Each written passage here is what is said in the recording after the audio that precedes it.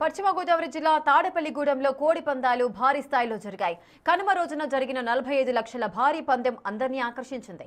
హైదరాబాద్కు చెందిన కొవ్వూరి జానకి రామరాజు, వెస్ట్ విప్పర్కు చెందిన పసల శ్రీకృష్ణ మధ్య హోరాహోరీగా పోరు జరిగింది.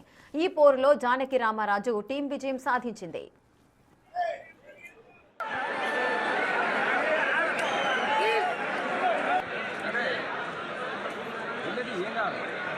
ఈ సంక్రాంతి సీజన్లో జానకి రామరాజు బృందం వరుస విజయాలతో దూసుకుపోయింది.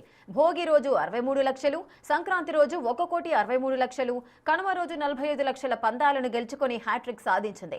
వరుసగా భారీ పందాలు గెలుపొందిన ఈ టీంను నిర్వాహకులు ప్రత్యేకంగా అభినందించారు. సార్, నాది original Konaseema by birth, Amalapuram దగ్గర చిన్న విలేజ్. కానీ వ్యాపార రీత్యా 42 ఇయర్స్ బ్యాక్ వెళ్ళి తెలంగాణ సెటిల్ అయిపోయాం. కానీ ఎవ్రీ సంక్రాంతికి ఆ 3 డేస్ వచ్చి ఆంధ్రాలోనే మేము ఎంజాయ్ చేస్తాం. కోడి పందు మా హాబీ, వ్యసనం కాదు, ఓన్లీ హాబీ. ఆ సంక్రాంతి 3 రోజులు మాత్రమే.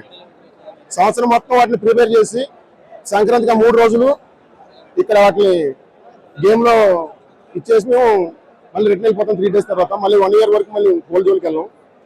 చాలా హ్యాపీ. మొన్న భోగి రోజు నేను సంక్రాంతి రోజు కూడా 3 పందాలు బిగ్ మ్యాచెస్ మావే. 45 lakhs. నిన్న 1,54 lakhs. భోగి రోజు 63 lakhs. Very happy. ఇక్కడ ఆరోగ్యం కూడా చాలా బాగుంది. వెంకటరామయ్య గారు నా fan. All the best. Sir, నాది original Konaseema by birth, Amalapuram దగ్గర చిన్న విలేజ్.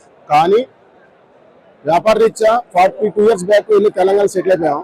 కానీ ఎవ్రీ సంక్రాంతికి ఆ 3 డేస్ వచ్చి ఆంధ్రాలోనే మేము ఎంజాయ్ చేస్తాం. కోడి పందు మా హాబీ, వ్యసనం కాదు, ఓన్లీ హాబీ. ఆ సంక్రాంతి 3 రోజులు మాత్రమే.